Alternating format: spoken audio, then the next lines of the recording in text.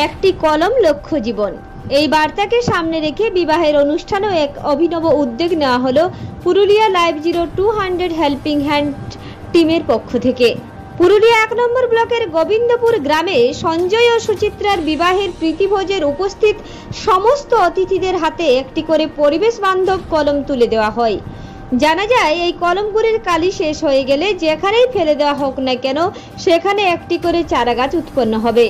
মূলত সবুজায়নের বার্তা ছড়িয়ে দেওয়ার অভিনব উদ্যোগ নেওয়া হয়েছে বলে জানান পুরুলিয়া লাইভ 200 হেল্পিং হ্যান্ড টিমের সেক্রেটারি জাদু সাউ, সভাপতি মৃত্যুঞ্জয় মাহাতো সহ অন্যান্যরা।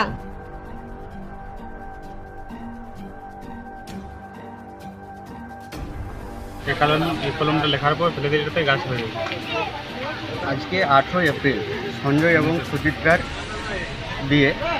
আজকে লাইভ 200 হেল্পিং হ্যান্ডস টিমের উদ্যোগে একটি ইকো ফ্রেন্ডলি সিড পেন, যে কলমটা হচ্ছে কাগজের তৈরি এবং যার ভিতরে একটি করে বীজ রয়েছে, সেই বীজ প্রতিটি গেস্ট বা অতিথিকে তুলে দেওয়া হলো, যাতে করে সেই কলম থেকে পরবর্তীকালে গাছ জন্মায়, যাতে আমাদের পরিবেশ আরও সবুজ হয়। পরিবেশ সবুজায়ন আমাদের লক্ষ্য। আমরা সকলেই একটা মেসেজ যাক মানুষের, কারণ চারা গাছ নিয়ে যে লাগানো সময় নেই।